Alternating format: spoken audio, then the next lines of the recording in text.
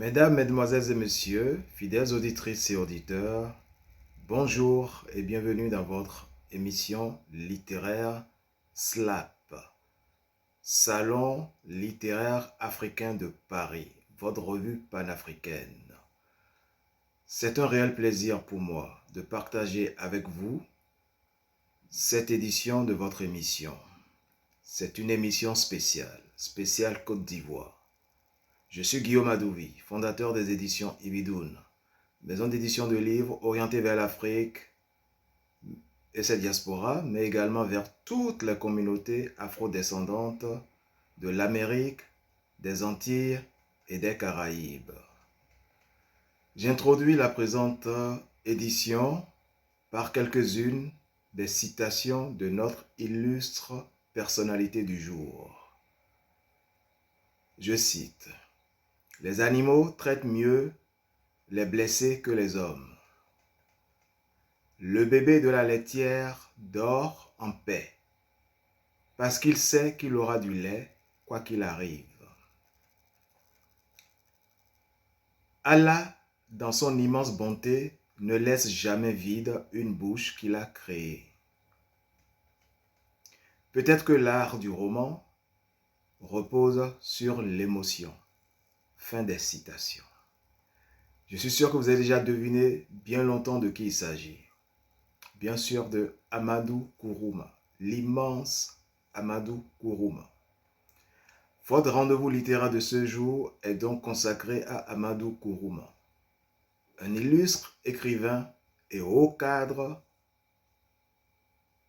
ivoirien et panafricain. Un des plus panafricains des Africains d'ailleurs. Vous comprendrez pourquoi. Il a exercé en tant qu'assureur, actuaire, spécialiste de l'assurance, la réassurance, la prévoyance et de l'actuariat. Mais d'abord, à tout honneur, nous allons nous adresser d'abord à son pays d'origine, mieux faire connaissance avec son pays natal, la Côte d'Ivoire, dont je vous fais une rapide présentation historique, géopolitique et économique. Nous allons procéder donc à la présentation du pays de notre hôte, Amadou Kourouma, sa Côte d'Ivoire natale. La Côte d'Ivoire, ou la République de Côte d'Ivoire, la RCI, est un État situé en Afrique dans la partie occidentale du golfe de Guinée. D'une superficie de 322 462 km², elle est bordée, la Côte d'Ivoire, au nord-ouest par le Mali, au nord-est par le Burkina Faso, à l'est par le Ghana, au sud-ouest par le Libéria, à l'ouest, nord-ouest par la Guinée et au sud par l'océan Atlantique. Elle présente, la Côte d'Ivoire, sensiblement la forme d'un carré d'environ 560 km de côte. La population ivoirienne est estimée à 29 389 150 habitants lors des derniers recensements survenus en 2021. Certainement pas le dernier, mais les chiffres que nous avons datent de 2021. Et nul doute qu'avec l'accroissement démographique, le nombre d'Ivoiriens aujourd'hui dans le monde devra dépasser les 30 millions d'habitants en Côte d'Ivoire. La Côte d'Ivoire a pour capitale politique et administrative Yamoussoukro. Mais la quasi-totalité des institutions se trouve à Abidjan, son principal centre économique. La langue officielle de la Côte d'Ivoire est le français. mais quelques 70 autres langues et dialectes y sont couramment et quotidiennement parlés.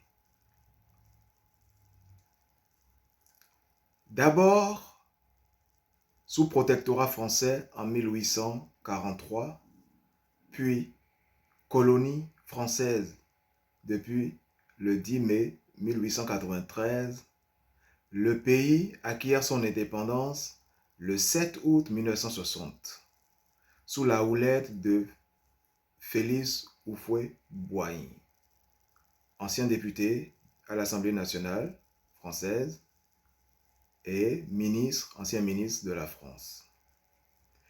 Félix Houphouët-Boigny est donc le premier président de la République de Côte d'Ivoire.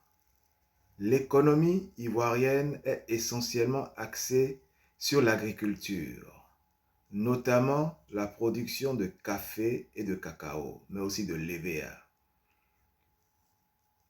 Elle a connu au cours des deux premières décennies, d'après l'indépendance, un essor exceptionnel, au point où le pays fut comparé à la Suisse de l'Afrique. Le français est donc la langue officielle de la Côte d'Ivoire et plus de 80% des habitants du pays le comprennent et le parlent quasi couramment. Selon l'OIF, en 2009, 99% des habitants de la plus grande ville du pays, Abidjan, savent lire, écrire et parler français. Aujourd'hui, plus du tiers de la population de la Côte d'Ivoire a le français comme langue maternelle, surtout parmi les jeunes générations. Donc, c'est un grand pays francophone et francophone dans l'âme. En plus du français, parlé par la majorité des Ivoiriens, plus de 70 autres langues sont parlées, comme je disais, sont parlées au quotidien, principalement dans les zones rurales. Parmi ces langues parlées, les plus parlées dans le nord sont le sénoufo, qui compte plus de 2 400 000 locuteurs, et le malinké. Mais on y compte aussi d'autres langues régionales. Par exemple, le maouka et le koyaka. Le maouka et le koyaka. Pour parler par plus d'1 500 000 locuteurs. Plus au centre, le baoulé, avec plus de 7 200 000 locuteurs. Le bété, avec plus de 3 millions de locuteurs, sont les langues les plus parlées. Mais il y a également d'autres langues, beaucoup de langues, telles que le yakuba, avec plus de 120 000 locuteurs, l'agni, avec plus de 400 000 locuteurs, le gouro, qui sont aussi des langues parlées là-bas. Je vous ai dit qu'il y a plus de 70 langues parlées en Côte d'Ivoire. Le dioula, l'une des plus célèbres langues, le dioula est la langue la plus parlée en Côte d'Ivoire du fait de son utilisation universelle dans le commerce. Le dioula appartient au groupe ethnique mandingue. Il est essentiellement utilisé par les commerçants et les artisans du commerce transsaharien, dans le but de faciliter les échanges commerciaux entre les grands groupes ethniques du nord de la Côte d'Ivoire, ainsi qu'avec les pays frontaliers, le Mali, le Burkina, la Guinée, où les communautés malinké sont plus représentées. J'ai parlé de la Guinée, le Mali, le Burkina Faso et autres également. Voici donc en fait la présentation du pays en ces quelques données historiques, sociologiques, géopolitiques et économiques. Nous ne rentrerons pas dans les données politiques et même politiciennes du pays, par respect à toutes les sensibilités, obédience et chapelles politiques du pays. Et nous saluons au passage spécialement toutes nos sœurs et frères, nos frères ivoiriens. Revenons maintenant à notre illustre hôte du jour et son œuvre, à son œuvre, plus spécialement à celle qui fait l'objet de notre étude, les soleils des indépendances. L'œuvre de Amadou Kourouma, se présentant comme une critique des régimes politiques post-indépendance, comme lui-même il aimait à le qualifier, je le cite, « Société de sorcières où les grandes initiées dévorent les enfants des autres ». Fin de citation. Les soleils des indépendances, le premier roman de l'ivoirien Amadou Kourouma, a été refusé au milieu des années 1960 par la quasi-totalité, sinon toutes les maisons d'édition auxquelles ce roman a été soumis, présenté pour être édité. Elles l'ont toutes refusé, notamment la grande maison d'édition française Seuil, les éditions Seuil, avaient refusé d'éditer cette magnifique œuvre. Avait refusé de l'éditer, car elle ne savait pas ce qu'elle deviendrait. Elle ne savait pas que c'était l'œuvre, une des œuvres majeures africaines de l'après-guerre. Toutefois, une maison d'édition canadienne acceptera de produire l'œuvre, de l'éditer. En 1968. Et rapidement, ce roman, Les Soleils des Indépendances, connaîtra un immense succès. Sera devenu l'œuvre référence en Afrique, notamment, auprès d'une certaine jeunesse universitaire et lycéenne, mais aussi les intellectuels, qui avaient beaucoup de questionnements sur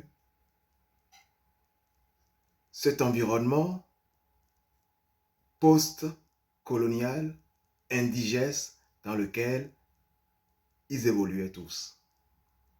Indigeste parce qu'il y avait beaucoup d'infrastructures dictatoriales et que d'aucuns qualifieraient d'infrastructures de la folie, de l'enfermement qui broyait.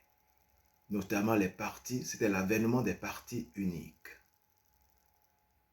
Qu'ils vous souviennent. Les Soleils des Indépendances, premier roman de Amadou Kourouma, qui n'a pas trouvé d'accueil favorable.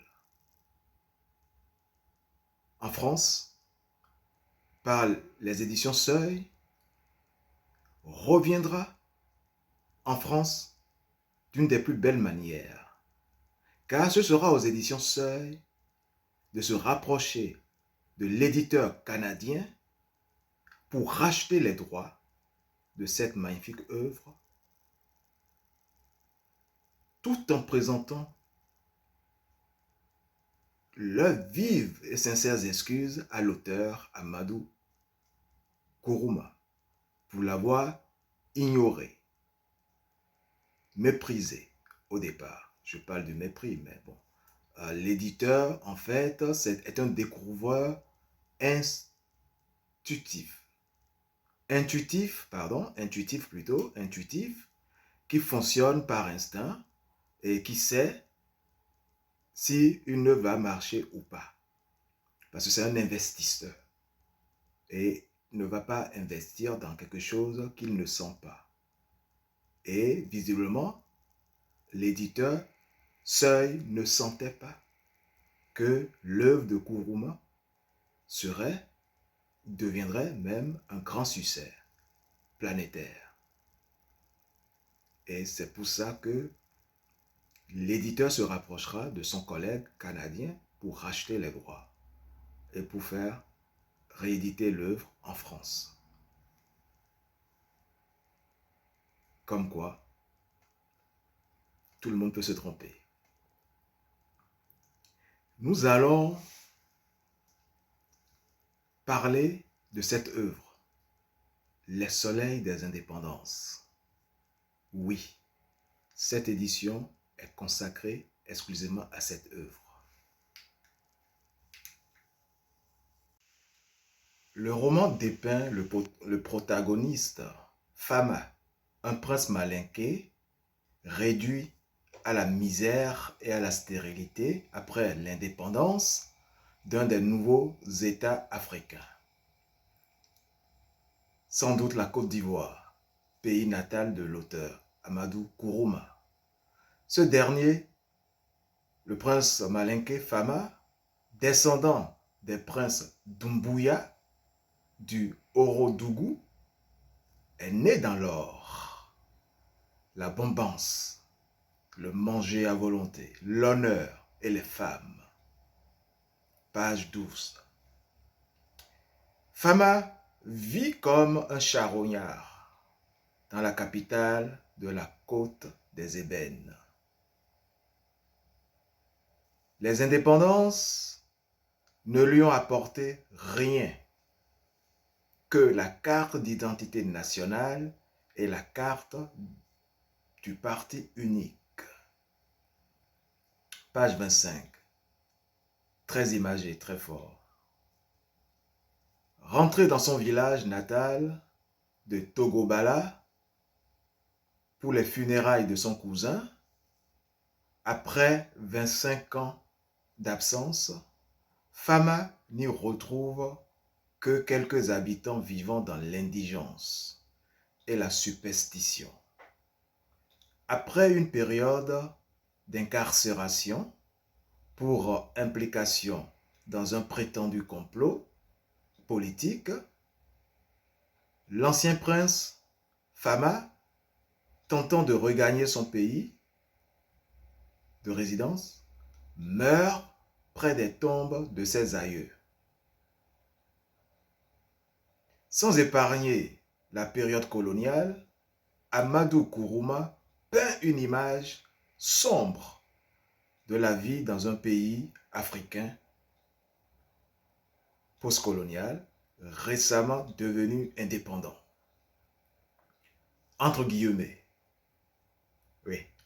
Pourtant, si dans un article nécrologique sur Kourouma, l'écrivain guinéen Tierno Monenembo qualifie Les Soleils des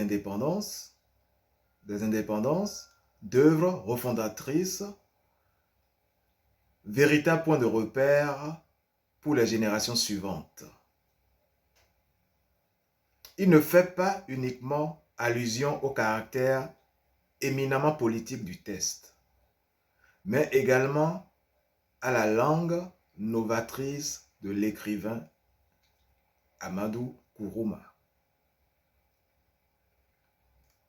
Une question demeure, ou des questionnements demeurent, auxquels l'auteur a essayé de répondre durant toute l'œuvre.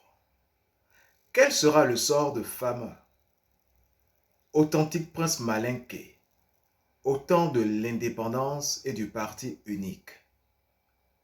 L'ancien et le nouveau s'affrontent en un duel, tout à la fois tragique et dérisoire, tandis que passe l'histoire avec son cortège de joie et de souffrance. L'indépendance, dans l'œuvre, est célébré. Les soleils. Le soleil, télé en malinké, qui symbolise le soleil. Télé également symbolise le temps. Télé symbolise le renouveau. Et télé symbolise également une nouvelle ère. Cette nouvelle ère qui s'annonce ou qui arrive fera connaître des fortunes diverses à tous.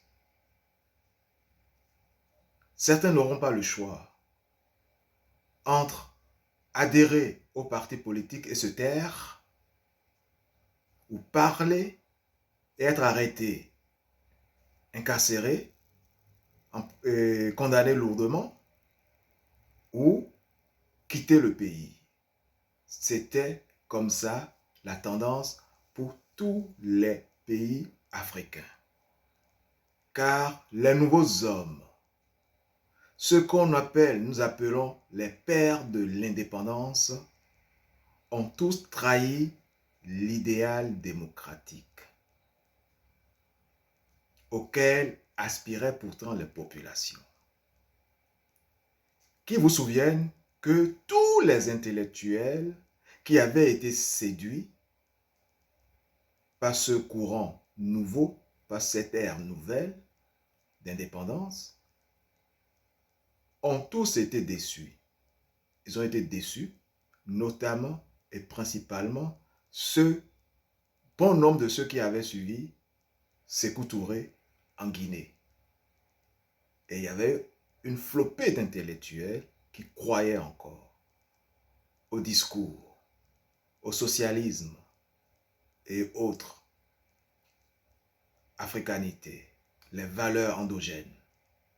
Mais les pères des indépendances ont tous fait de l'autoritarisme. Et c'est ce qui conduira justement Amadou Kourouma à fuir la Côte d'Ivoire. Comme de l'autre côté, Camara Laye devra fuir la Guinée. Et bien d'autres.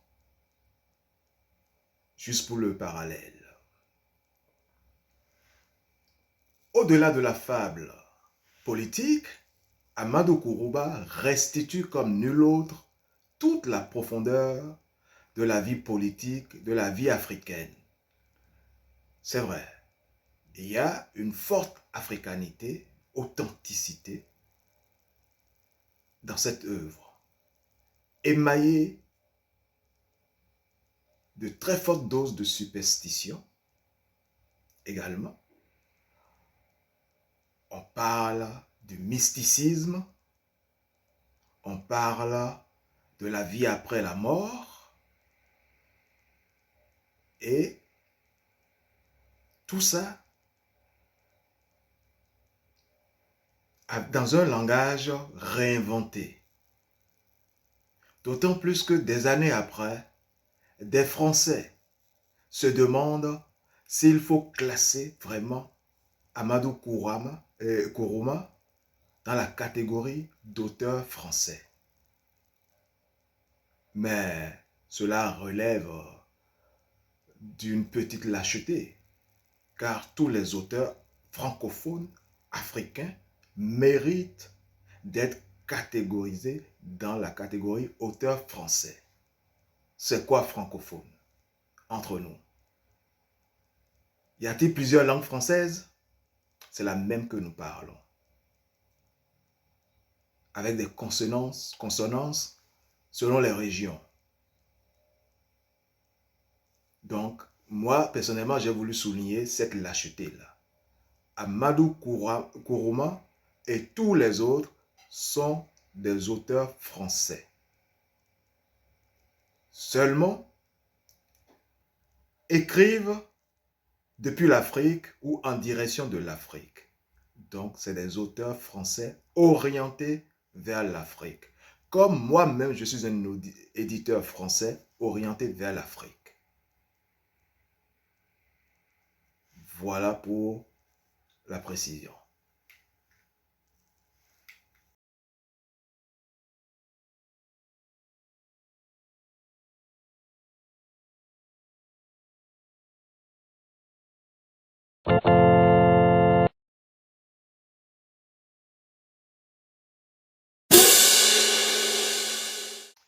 C'est vrai que dans ce roman, Les Soleils des Indépendances, Amadou Kourouma n'est pas du tout tendre avec les indépendances africaines et les régimes fantoches qui ont été mis en place après la décolonisation. J'ai donné l'exemple tout à l'heure de le régime de Sékou Touré en Guinée et bien d'autres. Il y a eu de l'autocratie un peu partout. Et c'est avec un ton humoristique et amer qui laisse voir la déception que ce nouveau soleil ce nouveau télé entraîne. Télé, je vous ai dit, c'est le soleil en malinké, c'est aussi le temps, c'est le renouveau, c'est la nouvelle ère. Dans ce récit, le personnage principal se retrouve dans l'impossibilité de concilier l'ordre ancien avec les règles du nouveau pouvoir. Oui, les règles ont changé, même pour un prince malinké qui se retrouve dans son environnement originel. Un prince malinké était en difficulté. Rien ne lui est acquis dans ce nouvel environnement. Mais c'est néanmoins en compagnie d'une deuxième femme qu'il regagnera la capitale. Maladroitement, Fama, le prince, essaye de maintenir son standing, son rang à tout prix. Il s'acoquine avec les représentants du nouveau régime. Mais ces arcanes étant si complexes et si éloignés des coutumes ancestrales, il finit Fama en prison. Finalement, amnistié, comme la majorité des opposants politiques, ruiné et abandonné par ses épouses, il décide de revenir sur ses terres ancestrales, seul endroit qui lui donnerait un semblant de prestige en raison de ses origines princières. Mais le destin en décide autrement. Dans l'impossibilité de prouver son identité et malgré la grandeur de sa dynastie, les gardes frontières du nouveau pouvoir lui refusent l'accès à son village et Fama Doumbouya meurt de façon tragique-comique à côté de sa terre. Féroce, féroce, Amadou Kourouma. Oui, c'est un récit qui manie la cruauté et l'humour. D'aucuns parleront de l'ironie. Mais qu'est-ce l'ironie? C'est justement la cruauté qui s'amuse et qui se fend la poire. Et Kourouma, on peut le trouver un tantinet ironique, cruel. Mais ce qu'il dénonce fait partie du vécu, car lui-même aurait eu maille à partie avec le régime du président Félix Houphouët-Boigny, ce qui le conduira en exil, d'abord en Algérie, puis au Cameroun, où il vivra pendant 10 ans, et ensuite au Togo, où il passera 10 années également, avant de venir en France pour s'installer, car sa femme est française, blanche, française, qui l'avait suivi aussi en Côte d'Ivoire, dans son pays natal, et était restée à côté de lui durant toutes les périodes d'exil qu'il a connues, qu'ils ont vécu ensemble, que je viens de citer, l'Algérie, le Cameroun et le Togo. Donc, c'est du vécu, c'est de l'expérience personnelle qui ressortait dans cette œuvre, Les Soleils des Indépendances. À l'humour cinglant, ce texte s'accompagne d'une langue toute particulière, car Amadou Kourouma écrit en français, à la manière d'un conteur traditionnel africain. C'est normal, il est africain et il est français, il est africain français. Comme beaucoup sont français africains aussi. On ne peut pas dire, rien qu'en se référant à la couleur de la peau, qu'un tel n'est pas un tel. C'est ce que je dénonçais tout à l'heure. Et il mérite réhabilitation dans sa classification, car il est français et non francophone. Ce n'est pas un étranger qui est francophile, qui essaie d'apprendre la langue française. Il est né dans cet environnement et il s'est approprié tous les rois et toutes les subtilités de cette langue qu'il a étudiée en français et parfois en France. Il fit ses études à Lyon.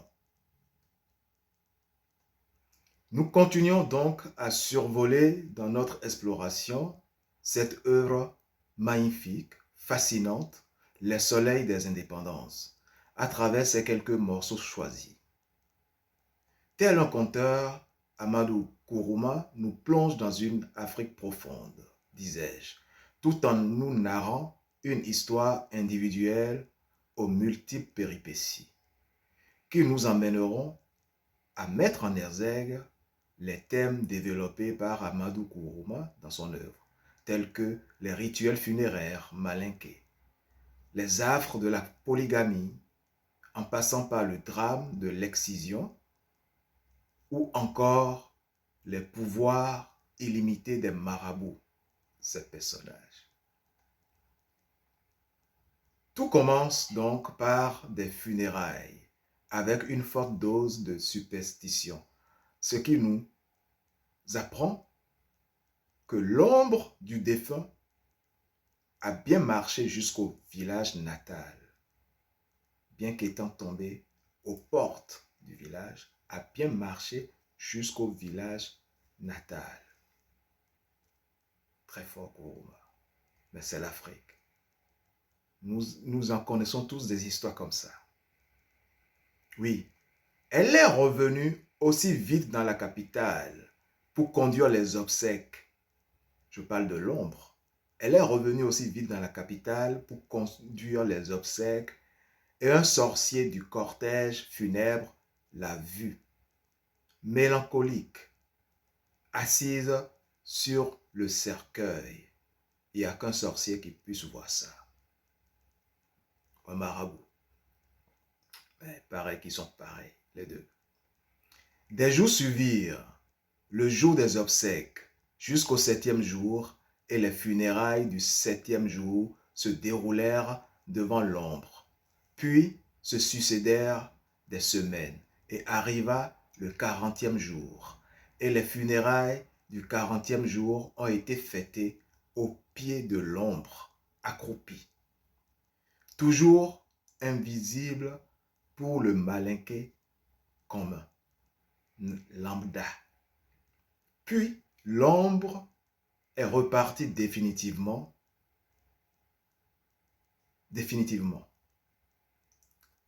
Elle a marché jusqu'au terroir malinqué, où elle ferait le bonheur d'une mère en se réincarnant dans un bébé malinqué. Parce que l'ombre veillait, comptait, remerciait, l'enterrement a été conduit pieusement, les funérailles sanctifiées avec prodigalité. Les amis, les parents, et même de simples passants déposèrent des offrandes et sacrifices qui furent repartagés et attribués aux venus et aux grandes familles malinquées de la capitale. Page 10.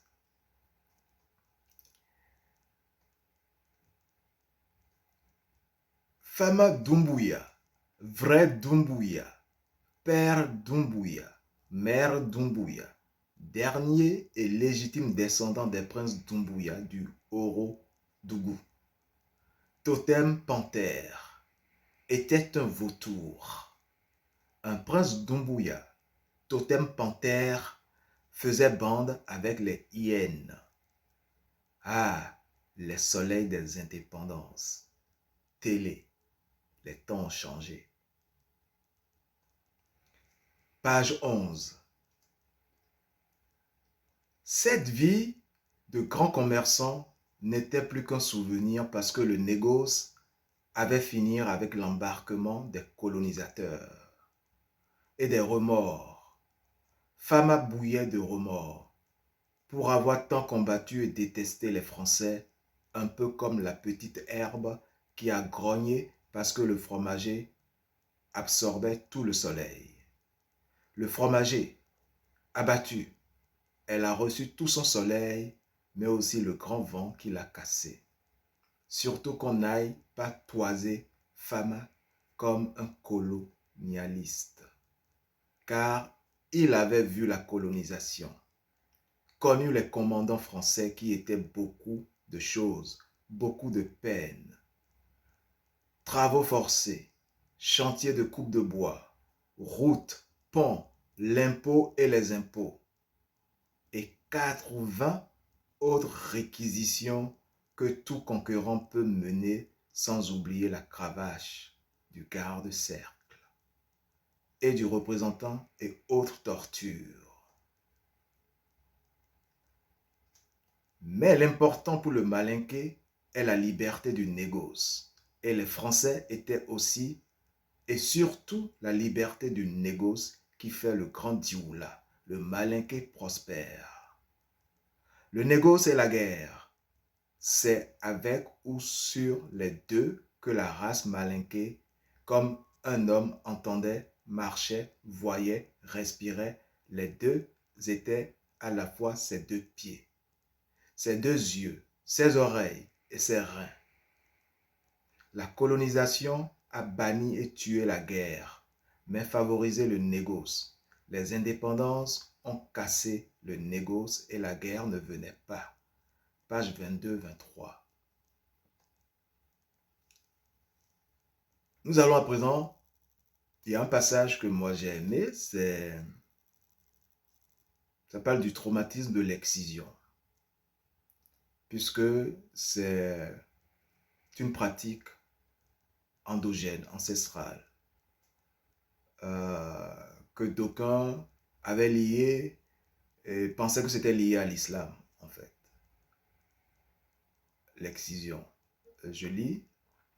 Salimata rappelait quand vint son tour, quand s'approcha la praticienne, chauffait alors le vacarme des matrones, des opérés décharnés, des charognards et des échos renvoyés par les monts et les forêts.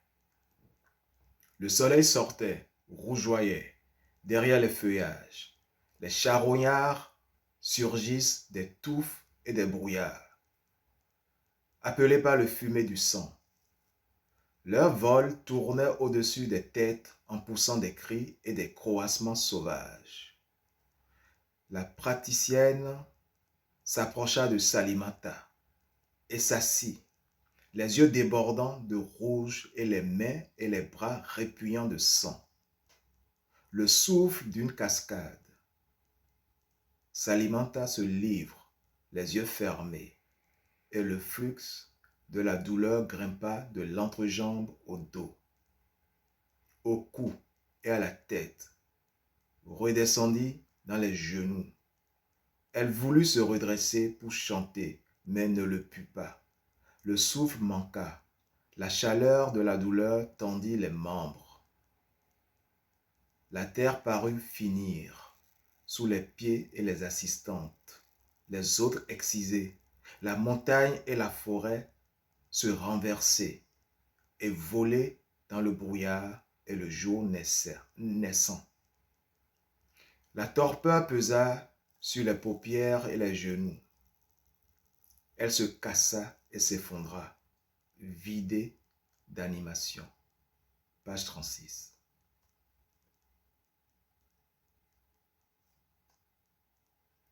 Est-ce que cette excision est liée à l'infertilité? Oui, Salimata vécut le bonheur pendant des semaines, des mois et des années qui succédèrent, mais malheureusement sans enfant. Ce qui sied le plus à un ménage, le plus à une femme, l'enfant, la maternité, qui sont plus que les plus riches, parurent plus que la plus éclatante beauté. À la femme sans maternité manque plus que la moitié de la féminité. Et les pensées de Salimata, tout son flux, toutes ses prières appelèrent des bébés. Ses rêves débordaient de paniers grouillants de bébés. Il en surgissait de partout. Elle les baignait, berçait et son cœur de dormeuse se gonflait d'une chaude joie jusqu'au réveil. En plein jour et même en pleine rue, parfois, elle entendait des cris de bébé, des pleurs de bébé. Elle s'arrêtait. Rien. C'était le vent qui sifflait ou des passants qui s'interpellaient. Un matin, elle rinçait des calebasses. Sous ses doigts, elle sentit un bébé, un vrai bébé. Elle le baigna. Il pleurait en gigotant. Elle le porta dans la chambre et ouvrit les yeux. Rien. Une louche dure et cassante. S'alimenta debout avec ses hontes et ses désespoirs. Page 52. Dernier passage que je vais vous lire. Marabouté coûte cher. Longtemps avant de se voir et de loin, Salimata avait entendu parler du marabout sorcier Hadj Abdoulaye. La sorcellerie et la magie couraient sous sa peau. Comme chez d'autres, la malédiction. Né dans le Tombouctou, aux portes du désert, derrière le fleuve, dans l'infini du sable jaune et des harmatans rigoureux, où les vents même nourrissent les hommes de connaissance. Comme dans nos cantons, les orages apportent la typhoïde. Abdoulaye cassait et pénétrait dans l'invisible, comme dans la case de sa maman, et parlait au génie, comme à des copains. Qu'il fissate du doigt un fromager, et le tronc et les branches séchaient. Pour un homme de 7 cornes, faire germer un bébé, même dans le ventre le plus aride, un rien, une chiquenaude. La seule petite chose qui avait coupé l'espoir et l'enthousiasme était qu'Abdoulaye maraboutait cher. Marabout pour députés, ministres, ambassadeurs et autres puissants qu'aucune somme ne peut dépasser et qui pourraient se confectionner des pagnes en billets de banque et qui pourtant ne sont pas obligés de prêter à des chômeurs à cause de l'humanisme. Page 65-66. Après, il y a les dérives du parti unique et d'autres dénonciations ou évocations de superstitions. Et ce combat est épique contre un buffle, génie, que je vais vous lire rapidement. À propos de buffle, le combat de Bala contre un buffle génie fut épique. Dans les lointaines plaines du fleuve Bafing, Bala déchargea entre les cornes d'un buffle les 4 doigts de poudre. Quel fut l'ébahissement du chasseur lorsqu'il vit la bête foncer sur lui, comme si le coup n'avait été que le pet d'une grand-mère. L'homme, savant et expérimenté qu'était Bala, comprit tout de suite qu'il avait affaire à un buffle génie, et il sortit le profond de son savoir. Combat singulier entre l'homme savant et l'animal génie. L'homme prononça une incantation grâce au pouvoir de laquelle il balança son arme, qui se maintint à hauteur d'arbre entre ciel et terre. Une autre incantation, et Bala fut transporté et assis sur son fusil aussi, confortablement que dans un hamac, et trop haut pour être inquiété par le buffle. Mais le buffle était aussi savant que l'homme, et l'animal se métamorphosa en aigle et piqua ses serres encrochées sur Bala, qui ne dut son salut qu'à une nouvelle incantation, grâce à laquelle il se transforma en aiguille. Le chasseur n'échappant toujours pas aux poursuites du buffle, qui se fit fil. Et le fil rampa promptement pour pénétrer dans le chasse et soulever l'aiguille. Rapidement, d'aiguille, Bala se métamorphosa en brindille pour se soustraire au fil rampant et la brindille disparut dans les herbes. Page 124. Fin de lecture. Nous allons à présent vous citer quelques œuvres de l'auteur. Pièce de théâtre, il y a Tunyantigi ou le diseur de vérité, qui est une pièce de théâtre qui fut censurée après quelques représentations à Abidjan en 1972, reprise en 1996, puis éditée en 1998 chez Akoria, un éditeur français. Allah n'est pas obligé a été créé au théâtre de Poche de Bruxelles en mai 2004. Les romans de l'auteur Amadou Kourouma. Bien sûr, vous avez Les Soleils des Indépendances et Allah n'est pas Le Soleil des Indépendances.